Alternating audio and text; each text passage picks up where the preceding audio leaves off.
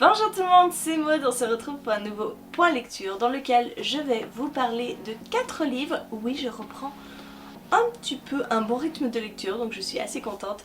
Le premier dont je vais vous parler, il s'agit de Au-delà de la lumière de Daniel Matt aux éditions Scrinéo. Donc à faire, on continuera avec Scrinéo, avec Les nuages de Magellan d'Estelle Faye. Ensuite on parlera d'un e-book avec Hégémonia, le tome 1, Le clan des héros de Maître Julien, paru aux éditions Chaton Rose. Et on terminera avec un artbook et un Requiem de Arnaud Armand et Alexandra Weback, paru chez les éditions du Chat Noir.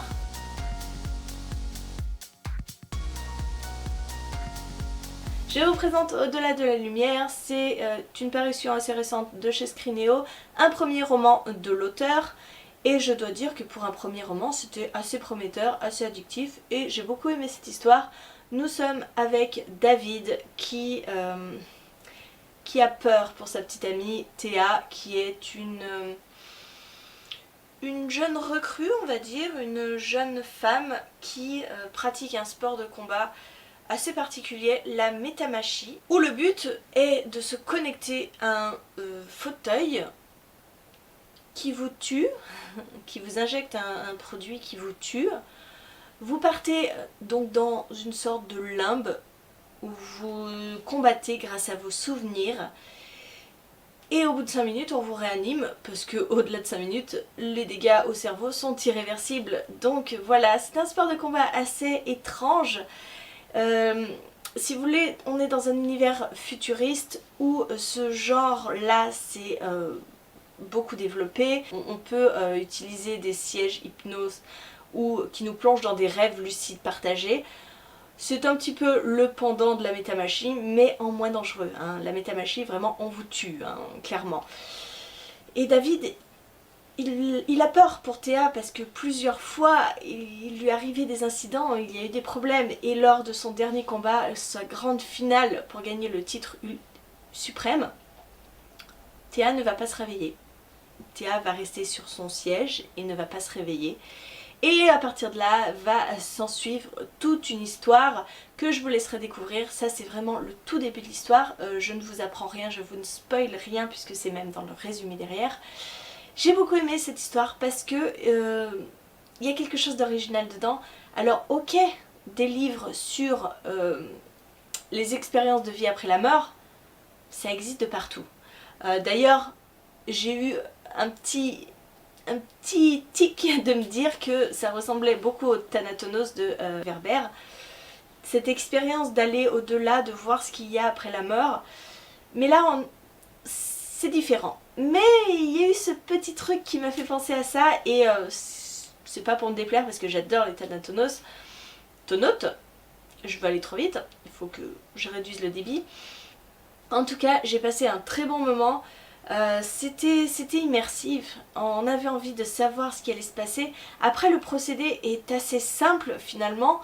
On va suivre David, on va suivre un petit peu son enquête pour découvrir ce qui s'est passé pour Théa, découvrir les limites de l'inconscient, de ce qui se passe derrière. Bref, c'était très intéressant, très addictif. J'ai passé un super moment avec ce livre et chapeau parce que pour un premier roman, il fallait la sortir cette idée et j'ai bien aimé, c'était agréable et c'est tout ce que je demande à un livre, de me distraire comme ça a été le cas pour celui-là. Je me suis lu Les nuages de Magellan d'Estelle Faye, j'avais acheté ce livre aux Oniriques, oui c'est ça, le 8 mars, j'ai la petite dédicace. J'avais entendu parler de ce livre, il était présélectionné pour le PLIB 2019 et puis c'était un space opéra, donc je risquais pas grand chose, c'est quand même quelque chose que j'aime beaucoup, c'est de la science-fiction.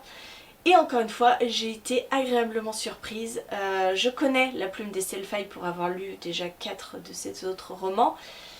Et encore une fois, je suis bluffée par la plume de cette autrice parce que c'est dingue. Elle arrive à nous faire des descriptions qui nous embarquent, de nous décrire un univers complètement imaginaire, complètement fantastique. D'une manière magnifique. Franchement, c'était chouette. Le petit bémol peut-être, c'est les personnages où j'ai pas réussi forcément à m'accrocher, à m'attacher à eux, mais en même temps c'est un livre qui est quand même hyper court. C'est un one-shot dans un univers de science-fiction. Donc à un moment, il faut faire des choix. On va suivre beaucoup de personnages. C'est aussi ça, hein, le truc, c'est qu'il y a pas mal de personnages, une galerie de personnages. Donc pour les fouiller à fond, c'est un peu compliqué. Je vais vous parler de Dan. Dan, c'est une jeune serveuse qui rêve de partir, de s'éloigner de frontières. La planète qu'elle n'a jamais quittée. Et son vœu va être exaucé, mais pas de la meilleure des manières, puisqu'elle va découvrir la galaxie où se cache peut-être la résistance. Dans une galaxie un petit peu soumise à des turbulences, on va dire. Voilà, je vous en dis pas plus, c'est une histoire de rébellion, de grande épopée pour la liberté. C'était vraiment très très chouette, j'ai beaucoup aimé. Et je vous dis, c'est vraiment la plume de Estelle Faye qui porte ce récit et qui porte tout, hein, clairement. Je vous parle ensuite de Hégémonia. Je vous mets, si je la trouve, la couverture ici parce que cette couverture-là, en noir et blanc, est déjà très, très intrigante. Quand j'ai vu ça, je me suis dit, oh, en couleur, elle doit être magnifique. Je ne l'ai pas vue, je ne sais pas ce que ça donne, donc je vous la mettrai là si je la trouve. C'est un premier tome. Et j'ai beaucoup aimé cette lecture. Franchement, les 3 livres que je vous présente là, ça a été un bon moment à chaque fois. Et pareil ici, nous allons suivre 6 personnages. Donc pareil, hein, on est dans de la fantasy assez bien faite, avec un univers qui se développe au fur et à mesure. On a ces 6 personnages qui vont vivre chacun de leur côté des choses pas faciles. Ils vont se regrouper à un moment donné pour faire une quête. Hein. C'est un petit peu le principe. On a des personnages assez différents. On a un apprenti magicien. On a vraiment une galerie de personnages très intéressante, plutôt bien faite. Au fur et à mesure du récit, on apprend leur histoire antérieure.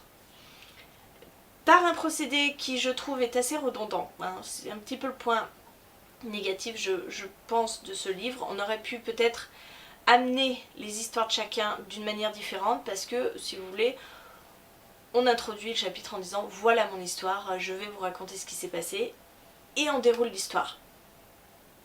Voilà, ça aurait pu être fait peut-être de manière moins scolaire et ça se serait peut-être mieux intégré dans le récit. Je vous dis, il y a un univers assez complexe derrière et j'ai très envie de connaître la suite. Il y a aussi un petit truc qui m'a dérangé, c'est qu'on a 6 personnages, 3 garçons, 3 filles et, je vous le donne en mille, les 3 garçons trouvent dans les 3 filles leur idéal féminin. Et ils se mettent en couple assez rapidement et pour moi c'est pas naturel. C'est pas naturel et ça m'aurait pas dérangé qu'un des couples ne puisse pas se saquer, ne puisse pas se... Oui, il y a un petit truc comme ça, mais voilà, c'était... Il y a des petites maladresses, c'est normal, c'est un premier roman, mais en tout cas, le fond, l'univers, tout ça était très très bien fait. J'ai trouvé cette lecture addictive, elle n'est pas très longue sur ma liseuse, elle fait 184 pages, je ne sais plus combien d'heures de lecture ça donne. Mais j'ai hâte de connaître la suite parce qu'il y a vraiment des éléments qui m'interpellent et qui me donnent envie. Et on passe au artbook que j'ai lu. Ça n'a pas été de mauvaise lecture, mais ça n'a pas été transcendant. En fait, ce qui m'a gênée dans ce livre, c'est pas l'histoire. L'histoire est plutôt belle, elle est poétique. C'est les images. Alors c'est un artbook, hein, donc bon, c'est les images... En fait, c'est très... étrange, on a sur chaque page des portraits de femmes.